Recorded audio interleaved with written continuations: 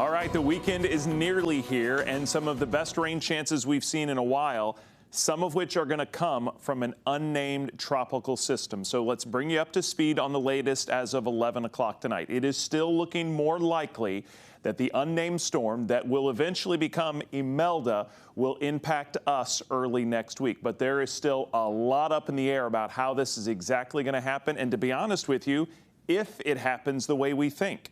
Right now, it's a disorganized area of clouds and rain down by Haiti and the Dominican Republic. The National Hurricane Center still says there is a 90% chance of formation in the next few days. The impacts for us could be Monday and Tuesday with higher rain chances, but this all depends on the track, the speed, and the strength of the storm once it emerges from the Caribbean.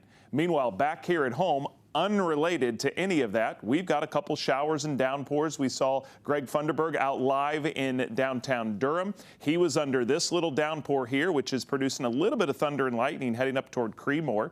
Little downpour south of Chapel Hill in between there and Pittsburgh. So some much needed rain is out there, but most of us are dry. The rain back to the west is dissipating, but this is just the first of several days in a row where we've got good rain chances. So some wet pavement live in downtown Durham from our Whitley Law Firm weather camera. You know, one of the big stories in the next few days is the fact that it's going to be cooler. The rain and the tropical system are kind of killing that headline, but it's not going to be in the 90s tomorrow. Here's what your Friday looks like. It starts warm and muggy, and we'll have generally dry weather in the morning and cooler temperatures. We're only going to spend the afternoon in the mid-80s and not the mid-90s. But there is some rain, scattered showers and storms late in the day into the evening. We'll see how that impacts Friday night football. But there's our front.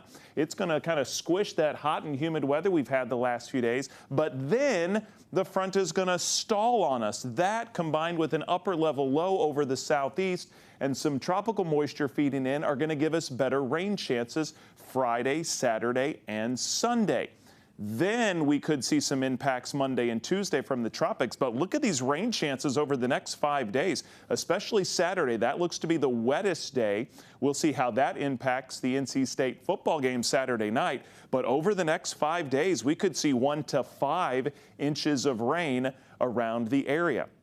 So let's spend some time in the tropics. Here is the unnamed system, which could eventually become Imelda. Remember, it's over Hispaniola right now, which has 10,000-foot tall mountains. So the fact that it's doing anything is pretty impressive because mountains and tropical systems don't get along. But if you look at the satellite, it's starting to get a little better organized, and it's right next to Tropical Storm Umberto. Again, the National Hurricane Center says a 90% chance of developing all of this, while Umberto could possibly become a slow-moving Category 3 hurricane this weekend. Thankfully, staying closer to Bermuda. But how is that going to impact our unnamed system? You've got Umberto, you've got the high pressure over the Atlantic, the upper level low over the southeast, all of which are complicating the forecast. So that's why there's still a lot up in the air about where this unnamed system is going to go. However, the hurricane models have progress this system toward the Carolinas early next week, and that's why we've got to watch it. There's still a lot of uncertainty,